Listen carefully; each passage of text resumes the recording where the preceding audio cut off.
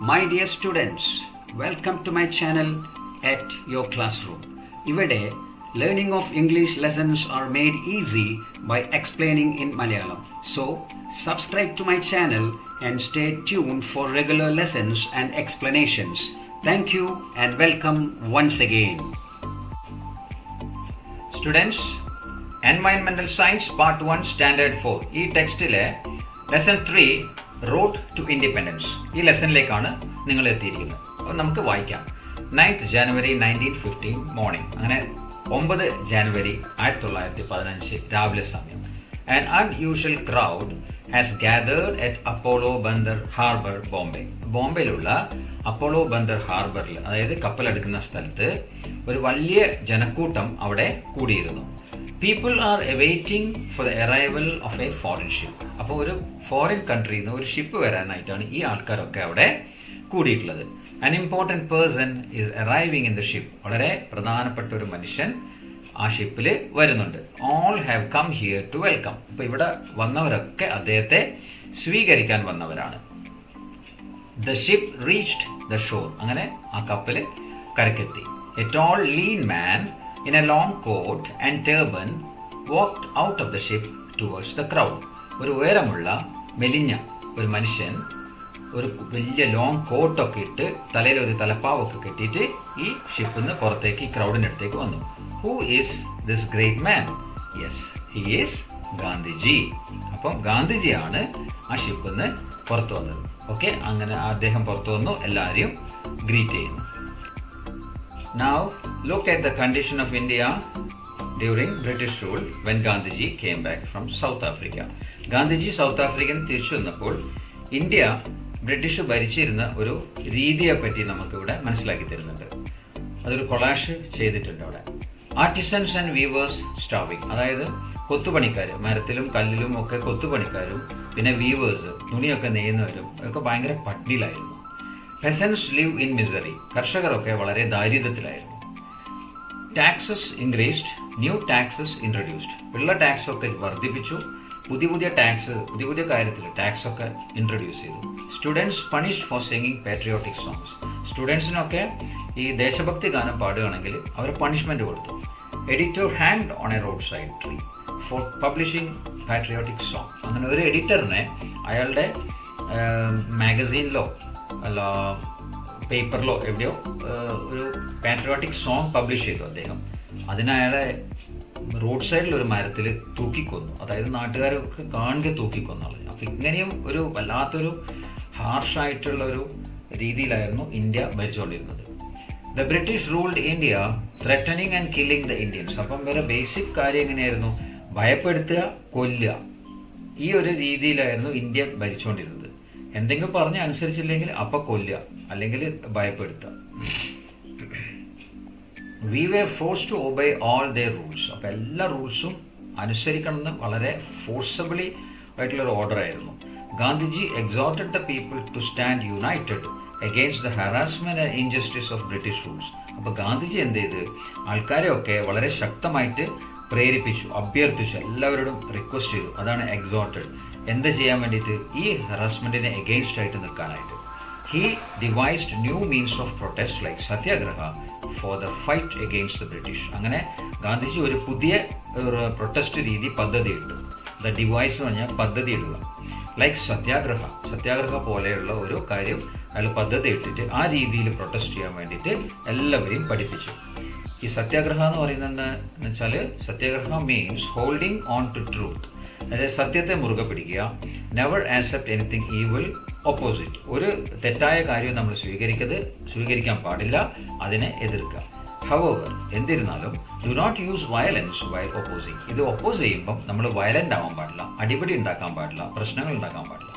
അപ്പോൾ അതാണ്, അങ്ങനെ ഉണ്ടാക്കാത്ത രീതിയിലുള്ള ഒരു ഓപ്പോസിങ് ആണ് നോൺ വയലൻസ് എന്ന് പറഞ്ഞത്. അതുകൊണ്ട് നോൺ വയലൻസ് വിടാതെ, never give up non violence വിടാതെ നമ്മൾ എതിർക്കുക, നമ്മൾ ഈ കാര്യം ചെയ്യില്ല എന്ന് പറയാം. അതാണ് സത്യാഗ്രഹൻ്റെ രീതി. അപ്പോൾ അതാണ്, ആ രീതിയിൽ പ്രൊട്ടസ്റ്റ് ചെയ്യാനാണ് ഗാന്ധിജി എല്ലാവരെയും പഠിപ്പിച്ചുകൊണ്ടിരുന്നത്. Gandhiji simple way of life, pleasing speech, this was enough for him to capture the minds of ordinary people. സാധാരണക്കാരുടെ ഇഷ്ടവും മൈൻഡും ഒക്കെ പിടിച്ചു പറ്റാനായിട്ട് ഗാന്ധിജിയുടെ സിമ്പിൾ വേ ഓഫ് ലൈഫ്, വളരെ സിമ്പിളായിട്ടുള്ള രീതിയിലുള്ള ജീവിതമായിരുന്നു അയാളത്. പിന്നെ അയാളുടെ സ്പീച്ച് എന്ന് പറഞ്ഞൊരു പ്രത്യേക ടൈപ്പ് ഓഫ് സ്പീച്ചായിരുന്നു, എല്ലാവർക്കും ഇഷ്ടപ്പെടും. അപ്പോൾ ഇത് ഇയാളെ വളരെ സഹായിച്ചു. എന്തിന്? ഇയാൾക്ക് സപ്പോർട്ട് കിട്ടാനായിട്ട്. People supported him with great enthusiasm. അപ്പോൾ വളരെ ഉത്സാഹത്തോടു കൂടെ ഈ ആൾക്കാരൊക്കെ ഇവരെ സപ്പോർട്ട് ചെയ്തു, ഇന്ത്യയിലെ ആൾക്കാരൊക്കെ സപ്പോർട്ട് ചെയ്തു. This mass support raised him to the leadership of the Indian National Congress. അങ്ങനെ ഈ വളരെ അധികം ജനങ്ങളുടെ സപ്പോർട്ട് ഇയാളെ നാഷണൽ കോൺഗ്രസ്, ഇന്ത്യൻ നാഷണൽ കോൺഗ്രസിൻ്റെ ലീഡറായിട്ട് കൊണ്ടുവരാനായിട്ട് സഹായിച്ചു. Consequently the Indian freedom struggle became A constructive mass movement rooted in non violence. അപ്പം ഇത് കാരണം അതായത് ഇയാളുടെ ലീഡർഷിപ്പിലേക്ക് വന്നത് കാരണം ഈ ഇന്ത്യ മുഴുവനും ഈ നോൺ വയലൻസ് ടൈപ്പ് ഓഫ് സത്യാഗ്രഹം തുടർന്നുകൊണ്ടേയിരുന്നു ഈ ബ്രിട്ടീഷുകാരൻ്റെ റൂൾസിന് എതിരായിട്ട്. The first struggle for peasants, അങ്ങനെ കർഷകർക്ക് വേണ്ടിയുള്ള ആദ്യത്തെ സമരം. The peasants of Champaran village in Bihar were in great misery. അപ്പം ബീഹാർ എന്ന സ്ഥലത്തില് ചമ്പാരൻ ഗ്രാമത്തില് കൃഷിക്കാർ വളരെ അധികം ദുരിതത്തിലായിരുന്നു. They were forced to cultivate indigo in most of their fields and sell it at a rate fixed by British land owners. അപ്പോൾ ഈ ബ്രിട്ടീഷ് ജന്മികൾ, ഈ ഭൂമി കൈവശപ്പെടുത്തിയിട്ടുള്ള ബ്രിട്ടീഷുകാർ എന്ത് ചെയ്തു? ഈ കർഷകരെ കൊണ്ട് നിർബന്ധിതമായിട്ട് ഇൻഡിഗോ എന്ന് പറഞ്ഞ ചെടി ഇവരെ കൊണ്ട് കൃഷി ചെയ്യിപ്പിച്ചു. ആരുടെ? ആ ലാൻഡ് ഓണേഴ്സിൻ്റെ സ്ഥലത്ത്. ഇതാണ് ഇൻഡിഗോ ചെടി. ഈ ഇൻഡിഗോ ചെടി എന്ന് പറഞ്ഞാൽ അതിനൊരു വയലറ്റ്, ഇതേപോലത്തെ വയലറ്റ് നിറത്തുള്ള പുഷ്പം ഉണ്ടാവും. അതിന് നീലാമരി എന്നാണ് മലയാളത്തിലെ പേര്. ഇത് വളരെ അധികം ഡൈ ഉണ്ടാക്കാനൊക്കെ ഉപയോഗിക്കുന്ന ഒരു ചെടിയാണ്. ഡൈ എന്ന് പറഞ്ഞാൽ നിറം, അതായത് ഹെയർ ഡൈ, ഡ്രസ്സിന് ക്ലോത്ത്സിനുള്ള ഡൈ, പിന്നെ മുടി കൊഴിച്ചലിന്, അങ്ങനെ പല പല കാര്യത്തിന് ഉപയോഗിക്കാൻ പറ്റുന്ന ഒരു ടൈപ്പ് ഓഫ് ചെടിയും അതിൻ്റെ പൂവും ഇലകളൊക്കെ ആയിരുന്നു. ഇത് നിർബന്ധിതമായിട്ട് ഇവരെ കൊണ്ട് കൃഷി ചെയ്യിപ്പിക്കും. Later these British land owners levied excess taxes too. അതിനുശേഷം എന്ത് ചെയ്ത് ഇവർക്ക് കുറച്ച് പൈസ കൊടുക്കും, പക്ഷെ ആ പൈസയിൽ നിന്ന് ടാക്സ് എന്ന് പറഞ്ഞിട്ട് പിന്നെ തിരിച്ച് ഇങ്ങോട്ട് തന്നെ പിടിക്കും. അപ്പം അങ്ങനെ വളരെ ചുരുങ്ങിയ പൈസ ഇവർക്ക് കിട്ടാറുള്ളൂ. Thus after each harvest the farmers became more and more ഡെപ്റ്റ് റിട്ടേൺ. അപ്പോൾ ഓരോ കൊയ്ത്ത് കഴിയും തോറും ഈ ഫാമേഴ്സ് എന്താവുന്നത്? അവർക്ക് മെച്ചപ്പെടുന്നില്ല, ഒരു കാര്യം പൈസ കിട്ടിയിട്ട് ഒരു ഗുണം കിട്ടുന്നില്ല, അവർ വീണ്ടും കടത്തിലേക്കാണ് പോകുന്നത്. ഡെപ്റ്റ് റിട്ടേൺ, കടം കയറുകയാണ്. കാരണം കുറച്ച് പൈസ കൊടുക്കും, എന്നിട്ട് ടാക്സ് അത് ഇതെന്നൊക്കെ പറഞ്ഞ് തിരിച്ചിങ്ങോട്ട് തന്നെ പിടിക്കും. Hearing about their hardship Gandhiji and his followers reach Champaran. അങ്ങനെ ഈ കാര്യം ഗാന്ധിജി കേട്ടു. അങ്ങനെ ഗാന്ധിജി എന്ത് ചെയ്തു? അയാളും ഗാന്ധിജിയും കുറച്ച് ഫോളോവേഴ്സ്, അവരുടെ അണികളും കൂടെ ഈ വില്ലേജിൽ എത്തി. എന്നിട്ട് എന്താ ചെയ്തത്? Then Gandhiji lead A Satyagraha struggle against the British and set the പെസൻസ് free from misery. അങ്ങനെ ഗാന്ധിജി ബ്രിട്ടീഷിനെതിരായിട്ട് ഈ കർഷകരും എല്ലാം ചേർന്നിട്ട് ഒരു സത്യാഗ്രഹ സ്ട്രഗിൾ, സമരം നടത്തി. എന്നിട്ട് ഈ കർഷകരെ എല്ലാം ആ കാര്യത്തിൽ നിന്ന് ഫ്രീ ആക്കി. അങ്ങനെ ബ്രിട്ടീഷുകാർ ഗാന്ധിജി പറഞ്ഞ കാര്യങ്ങളൊക്കെ അനുസരിച്ച് അവർക്ക് എല്ലാ കാര്യങ്ങളും നല്ല രീതിയിൽ ശമ്പളവും കാര്യങ്ങളൊക്കെ കൊടുക്കാൻ തുടങ്ങി. അതാണ് ഫസ്റ്റ് സ്ട്രഗിൾ ഫോർ പെസൻസ്, അങ്ങനെ കർഷകർക്ക് വേണ്ടിയുള്ള ആദ്യത്തെ സമരം. മോർ സ്ട്രഗിൾസ്, വീണ്ടും സമരങ്ങൾ. Some other struggles led by Gandhiji are the Kheda Satyagraha and Ahmedabad textile mill strike. അങ്ങനെ അടുത്ത രണ്ട് സ്ട്രൈക്കിനെ പറ്റി ഇവിടെ പറയുന്നുണ്ട്. ഒന്ന് ഖേദ സത്യാഗ്രഹ, അടുത്തത് Ahmedabad textile mill strike. The Kheda Satyagraha demanded that the taxes imposed on peasants should be reduced when the yields are low. അപ്പം ഖേദ സത്യാഗ്രഹം എന്താണോ ഡിമാൻഡ് ചെയ്തത്? ടാക്സസ് ഇമ്പോസ്ഡ് ഓൺ പെസൻസ്, അതായത് കർഷകരെ മേൽക്ക് അടിച്ചേൽപ്പിക്കുന്ന ടാക്സസ്, അവരോട് വാങ്ങുന്ന ടാക്സസ് എന്തായിരിക്കണം? Should be reduced when the yields are low. Harvest കുറയുമ്പോൾ, കൊയ്ത്ത് കുറയുമ്പോൾ ടാക്സും അതിനനുസരിച്ച് കുറയ്ക്കണം. അതായിരുന്നു ഖേദ സത്യാഗ്രഹന്റെ demand. The Ahmedabad textile mill strike was for raising wages. Ahmedabad textile mill strike എന്തിനായിരുന്നു? കൂലി വർദ്ധിപ്പിക്കാൻ. വേജസ്, റേസിംഗ് ദ വേജസ്, കൂലി വർദ്ധിപ്പിക്കാൻ. അപ്പോൾ all these satyagrahas led by Gandhiji were victorious.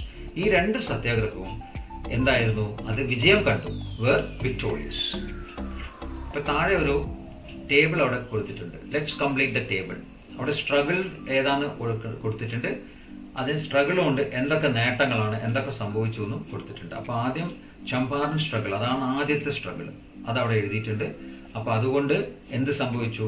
Miseries of peasants മാറി. ഗാന്ധിജീസ് സത്യാഗ്രഹ എക്സ്പെരിമെന്റ്, ഗാന്ധിജിന്റെ ഫസ്റ്റ് എക്സ്പെരിമെന്റ് സമരമായിരുന്നത്. ഹാർഡ്ഷിപ്പ് ഓഫ് പെസൻസ് റെഡ്യൂസ്ഡ്, അത് കാരണം ഈ കർഷകരുടെ പ്രയാസങ്ങളൊക്കെ മാറി. അപ്പം ഇതുപോലെ മുകളിൽ കൊടുത്ത മറ്റ് 2 സത്യാഗ്രഹം ഇപ്പം നമ്മൾ വായിച്ച് എക്സ്പ്ലെയിൻ ചെയ്ത സത്യാഗ്രഹത്തിൻ്റെ കാര്യവും ഇവിടെ എഴുതിയാൽ മതി. അത് പ്രത്യേകിച്ച് എഴുതേണ്ട ആവശ്യമില്ലാത്തതുകൊണ്ട് ഞാനത് ചെയ്യുന്നില്ല, നിങ്ങൾ സ്വന്തമായിട്ട് തന്നെ ചെയ്യാം. പിന്നെ ഇവിടെ ഒരു ചെറിയൊരു ബ്ലാക്ക് ആൻഡ് വൈറ്റ് ഫോട്ടോ കാണാം. അത് ഗാന്ധിജി ഇങ്ങനെ ഓരോ കാര്യങ്ങളൊക്കെ പറഞ്ഞ് മനസ്സിലാക്കി സമരത്തിന് വേണ്ടി ഇവരെ ഒരുക്കുന്ന ഒരു മീറ്റിങ്ങിൻ്റെ ഫോട്ടോ ആണ്. ബ്രിട്ടീഷ് ക്രൂവാലിറ്റി, അങ്ങനെ ബ്രിട്ടീഷേഴ്സിൻ്റെ ക്രൂരതകൾ.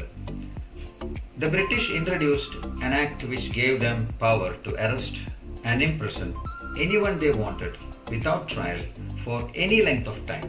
അപ്പോൾ ഇവിടെ ഒരു പുതിയ റൂള് കൊണ്ടുവരികയാണ് ബ്രിട്ടീഷ്.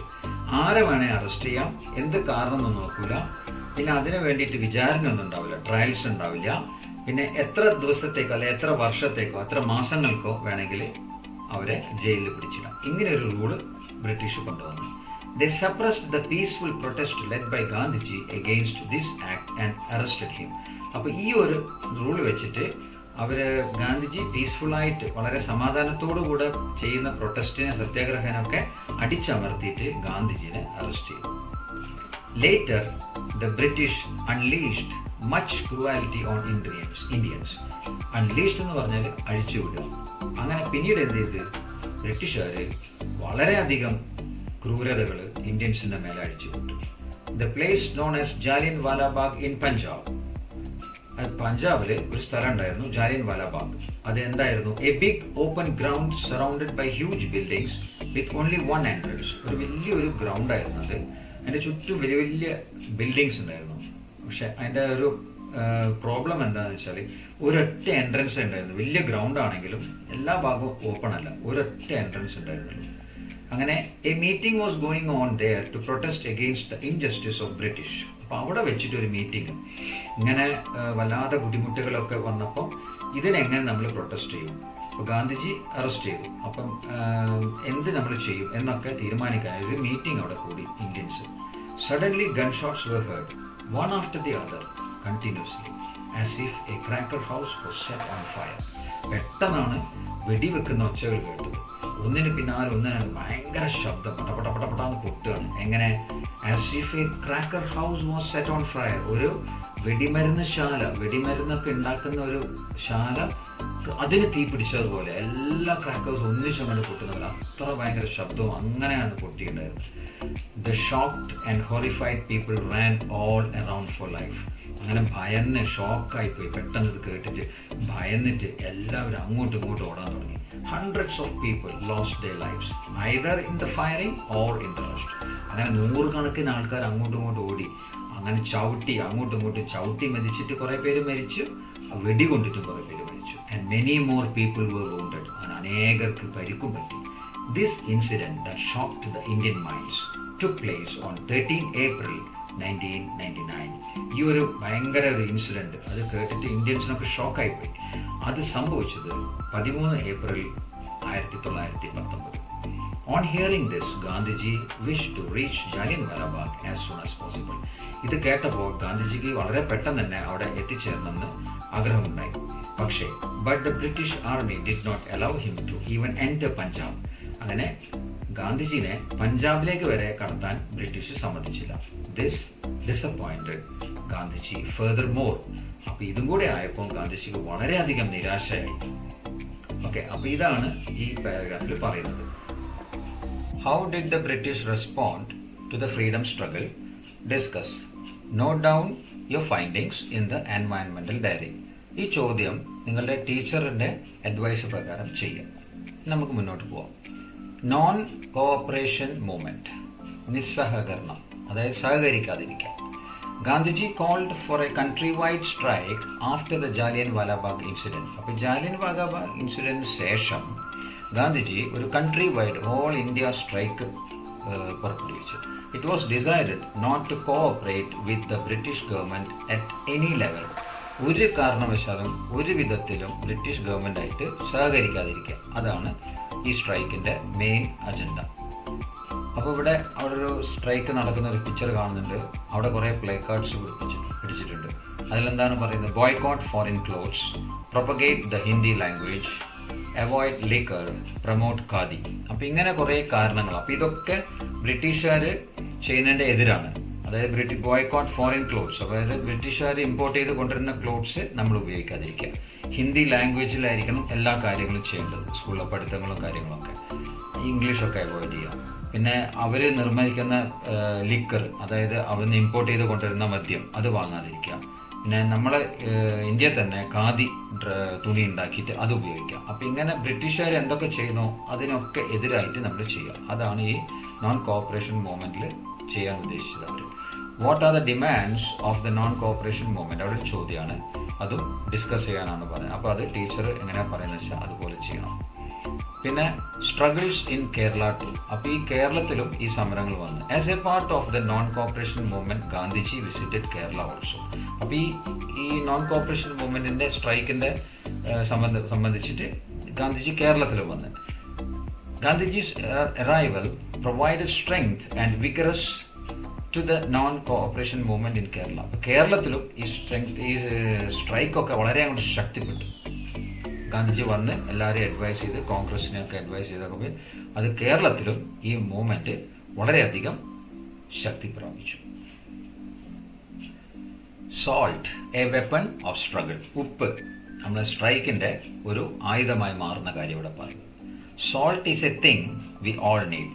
നമ്മളെല്ലാം ആവശ്യമുള്ളൊരു കാര്യമാണ് ഉപ്പ്. The British levied taxes on salt which Indians prepare on their own sea shore. അങ്ങനെ ഇന്ത്യയിലെ കടൽ തീരങ്ങളിൽ ഉണ്ടാക്കപ്പെടുന്ന ഉപ്പിൻ്റെ മേലെ ബ്രിട്ടീഷ് ടാക്സ് അടിച്ച്. Those who did not pay taxes could be even imprisoned. അങ്ങനെ ടാക്സ് അടിക്കാത്തവരെ പിടിച്ച് ജയിലിലിടണം എന്നുള്ളൊരു നിയമം വരെ കൊണ്ടുവന്നു.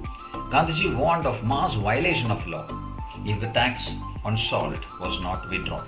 അങ്ങനെ ഈ നിയമം പിൻവലിച്ചില്ലെങ്കിൽ ഒരു വൻ വയലേഷൻ ഓഫ് ലോ, അതായത് മാസ് വയലേഷൻ ഓഫ് ലോ ഉണ്ടാവുമെന്ന് ഗാന്ധിജി അവരെ ബ്രിട്ടീഷുകാരെ വാൺ ചെയ്തു. പിന്നെ ഇവിടെ എന്താ പറയുന്നത്? ദണ്ഡി മാർച്ച് 12 മാർച്ച് 1930 മോർണിംഗ്, അതായത് 12 മാർച്ച് 1930 രാവിലെ. സബർമതി ആശ്രമം woke up early that day.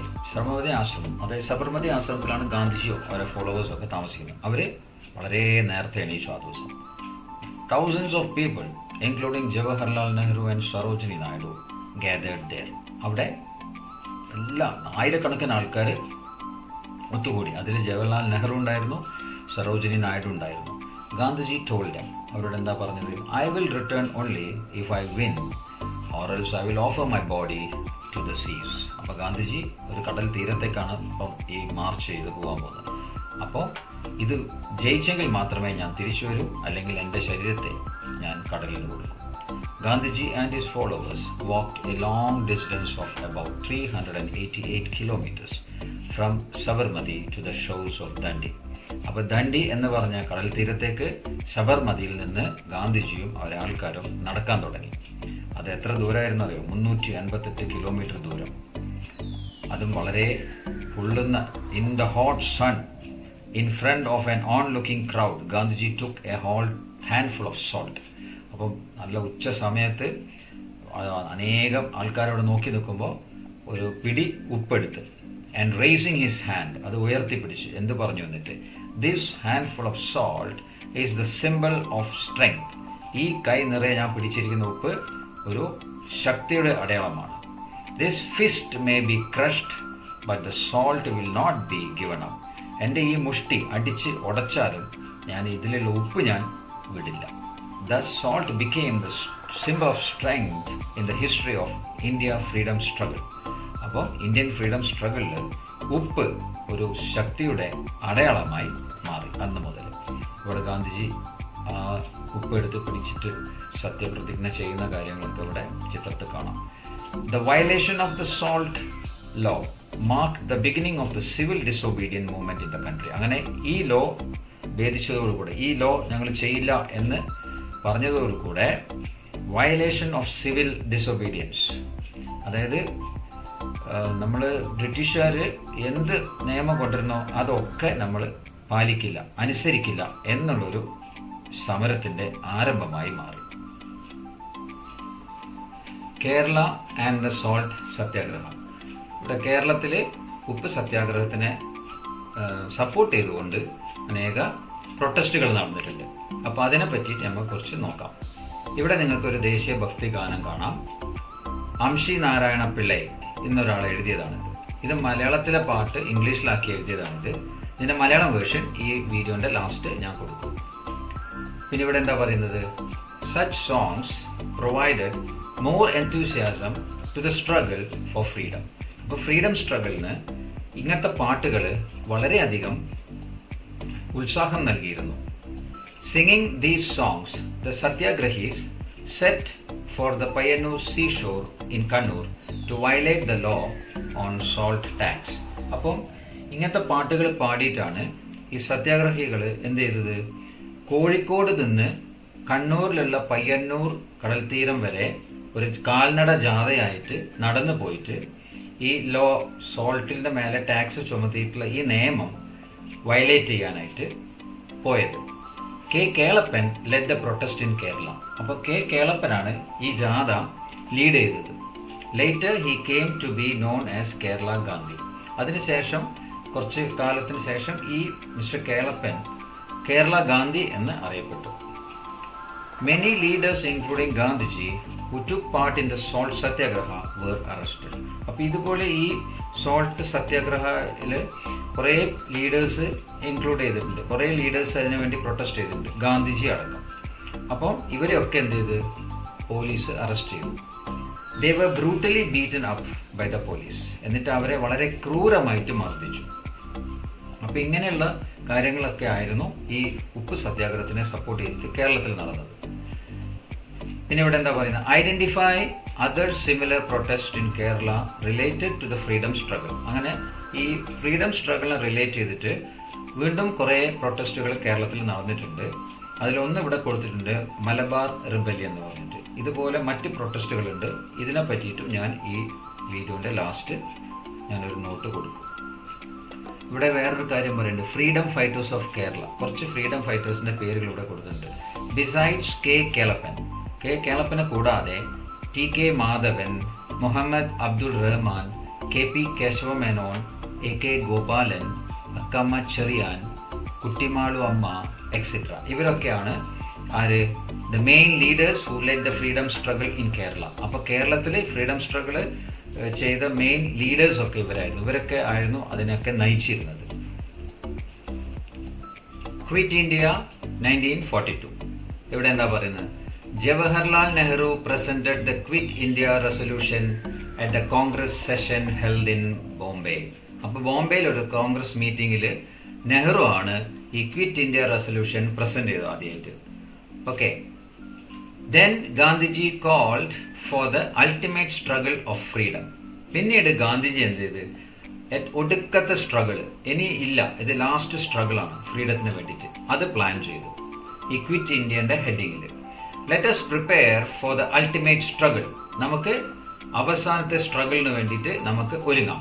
A strong struggle that excel all earlier struggles. ഇതിന് മുന്നുണ്ടായ സമരങ്ങളെല്ലാം ഉപരി അതിലും സ്ട്രോങ് ആയിട്ടുള്ള ഒരു സമരമാണ് നമ്മൾ പ്ലാൻ ചെയ്തത്. Till now we protested in a peaceful way. അപ്പോൾ ഗാന്ധിജി പറയുന്നത് ഇതുവരെയ്ക്ക് നമ്മളൊരു സമാധാനപരമായിട്ടാണ് നമ്മൾ പ്രൊട്ടസ്റ്റ് ചെയ്തത്. Now it is time to finish this up as early as possible. അത് ഗാന്ധി എന്താ പറഞ്ഞ്? ഇപ്പോൾ ഇനി നമുക്കിത് തീർക്കാനുള്ള സമയമായി. ഇനി ഇങ്ങനെ സ്ട്രൈക്കുകൾ ചെയ്ത് മുന്നോട്ട് പോയിട്ട് കാര്യമില്ല. നമുക്ക് വൺസ് ഫോർ ഓൾ നമുക്ക് സ്വാതന്ത്ര്യം പിടിച്ചെടുക്കണം. അതുകൊണ്ട് now it's time to finish up. അപ്പോൾ ഇതിനെ തീർക്കാനുള്ള സമയമായി. ദ സ്ലോഗൻ ക്വിറ്റ് ഇന്ത്യ, അതിൻ്റെ അർത്ഥം ലീവ് ഇന്ത്യ, ഇന്ത്യ വിട്ടു പോകാൻ. Added vigour to the struggle. അപ്പോൾ എന്താണ് ഇവിടെ സംഭവിച്ചത്? ഈ സ്ലോഗനിൽ ക്വിറ്റ് ഇന്ത്യ എന്ന് പറയുന്നത് അത് വളരെ ഊർജം നൽകി എന്തിന്? സ്ട്രൈക്കിന്. Do or die. The exhortation of Gandhiji was taken up by the masses.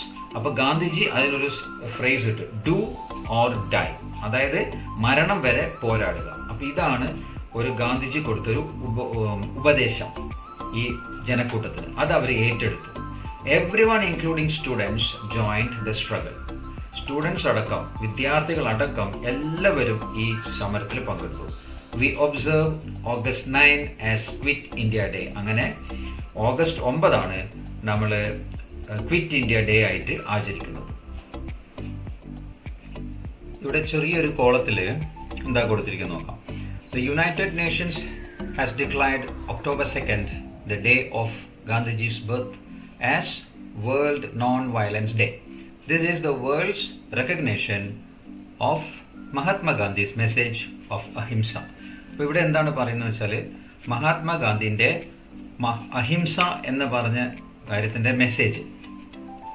ഈ മെസ്സേജ് എന്താണെന്ന് വെച്ചാൽ നോൺ വയലൻസ്, ഒരു പ്രയാസങ്ങളും പ്രശ്നങ്ങളൊന്നും ഇല്ലാതെ പ്രൊട്ടസ്റ്റ് ചെയ്യുക. അപ്പോൾ ഇത് വേൾഡ് വളരെ വലിയൊരു കാര്യമായിട്ട്, വളരെ നല്ലൊരു കാര്യമായിട്ടാണ് അംഗീകരിച്ചത്. അപ്പോൾ ഇതിൻ്റെ ഒരു അംഗീകാരമായിട്ടാണ് യുണൈറ്റഡ് നേഷൻസ് ഗാന്ധിജീൻ്റെ ബർത്ത്ഡേ ആയ October 2 world non violence day ആയിട്ട് പ്രഖ്യാപിച്ചത്. ഓക്കെ, അപ്പോൾ അതാണ് ഇവിടെ ഈ ചെറിയൊരു കോളത്തിൽ പറയുന്നത്.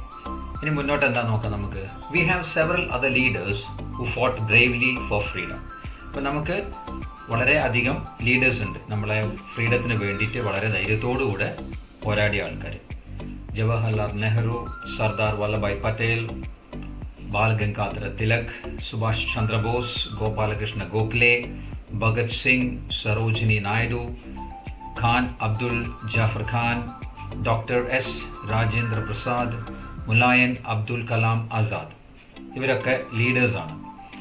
ഈ ലീഡേഴ്സിൻ്റെ കാരണം കൊണ്ടൊക്കെയാണ് നമുക്ക് സ്വാതന്ത്ര്യം കിട്ടിയത്. അതാണ് അവിടെ പറയുന്നത്. It was the result of the sacrifice and struggle of several such brave patriots that India became independent on 15 August 1947. ഇതുപോലുള്ള ധൈര്യശാലികളായ, ദേശസ്നേഹികളായ നേതാക്കന്മാരുടെ സ്ട്രഗിൾ, അവരുടെ പോരാട്ടം, അവരുടെ സാക്രിഫൈസ്, അവരുടെ ത്യാഗം, ഇതെല്ലാം ആണ് നമുക്ക് ഇൻഡിപെൻഡൻസ്, സ്വാതന്ത്ര്യം കിട്ടാനുള്ള കാരണം. ദേശീയ ഭക്തിഗാനത്തിൻ്റെ മലയാളം വേർഷനാണ് ഇവിടെ നിങ്ങൾ കാണുന്നത്. നിങ്ങൾ വായിച്ച് നല്ലോണം മനസ്സിലാക്കുക. നമ്മൾ ടെക്സ്റ്റിൽ പേജ് നമ്പർ 36 പറയുന്നുണ്ട്, protest in Kerala related to freedom struggle against British. അതായത് ഫ്രീഡം സ്ട്രഗിളിനോട് ബന്ധപ്പെട്ടിട്ട് കേരളത്തിൽ കുറേ കലാപങ്ങൾ നടന്നിട്ടുണ്ട്. അതിലവിടെ മലബാർ റെബല്യൻ എന്ന് പറഞ്ഞിട്ട് അവിടെ കൊടുത്തിട്ടുണ്ട് ടെക്സ്റ്റിൽ, പിന്നെ ഒന്നും കൊടുത്തിട്ടില്ല. അപ്പം ഞാൻ അതിനു വേണ്ടി കുറച്ച് കലാപങ്ങൾ എന്തൊക്കെയാണ് നടന്നതിലൂടെ ആഡ് ചെയ്യുന്നുണ്ട്. ഒന്ന് മലബാർ റെബല്യനാണ്, പിന്നെ വൈക്കം സത്യാഗ്രഹ, ഗുരുവായൂർ സത്യാഗ്രഹ, കടയ്ക്കൽ റെബല്യൻ, ഉളിയത്ത് കടവ് പയ്യന്നൂർ ഇൻസിഡൻറ്റ്, ആറ്റിങ്ങൽ കലാപം. അപ്പോൾ ഇങ്ങനെ ഉള്ള ചെറിയ കുറച്ച് കലാപങ്ങളാണ് കേരളത്തിൽ നടന്നത്. അതിൻ്റെ ഒരു ചുരുക്കമാണ് അവിടെ ഇംഗ്ലീഷിൽ എഴുതിയത്. പക്ഷെ ഞാൻ നിങ്ങൾക്ക് വേണ്ടിയിട്ട് അതിനെ മലയാളത്തിൽ കുറച്ച് എക്സ്പ്ലെയിൻ ചെയ്ത് എഴുതിയിട്ടുണ്ട്. മലബാർ കലാപത്തിനെ പറ്റിയിട്ട് ഇവിടെ കൊടുത്തിട്ടുണ്ട്. അത് നിങ്ങൾ വായിച്ച് നോക്കണം, നിങ്ങൾ വായിച്ച് മനസ്സിലാക്കണം. അതുപോലെ വൈക്കം സത്യാഗ്രഹം, അതിനെ പറ്റിയിട്ടുള്ളൊരു വിശേഷണം കൊടുത്തിട്ടുണ്ട്. ഗുരുവായൂർ സത്യാഗ്രഹത്തിനെ പറ്റിയിട്ടൊരു വിശേഷണം കൊടുത്തിട്ടുണ്ട്. കടയ്ക്കൽ സമരത്തിനെ പറ്റിയിട്ട് ഒരു വിശേഷണം കൊടുത്തിട്ടുണ്ട്. ഉളിയത്ത് കടവിൽ എന്താണ് സംഭവിച്ചത്, ഒരു ഇൻസിഡൻ്റ് ആണത്, അതെന്താണ്, അതിൻ്റെ സംഭവം എന്താണെന്ന് അവിടെ കൊടുത്തിട്ടുണ്ട്. പിന്നെ ആറ്റിങ്ങൽ കലാപം അതേമാതിരി തന്നെ എന്തിനായിരുന്നു ആ കലാപം നടന്നത്, ആ കലാപത്തിൻ്റെ കാരണമൊക്കെ ഇവിടെ ആയിട്ട് വിശദീകരിച്ചിട്ട് കൊടുത്തിട്ടുണ്ട്. അപ്പോൾ ഇതൊക്കെ ഒന്ന് നിങ്ങൾ വായിച്ച് നോക്കുക. വായിച്ച് നോക്കിയിട്ട് നിങ്ങൾ കാര്യങ്ങൾ മനസ്സിലാക്കുക. Okay students, the road to independence എന്ന ലെസൻ്റെ എക്സ്പ്ലനേഷൻ നിങ്ങൾക്ക് ക്ലിയർ ആയിട്ട് മനസ്സിലായി എന്ന് ഞാൻ പ്രതീക്ഷിക്കുന്നു. അപ്പോൾ എൻ്റെ ചാനൽ സബ്സ്ക്രൈബ് ചെയ്യുക, ലൈക്ക് ചെയ്യുക, ഫോളോ ചെയ്യുക.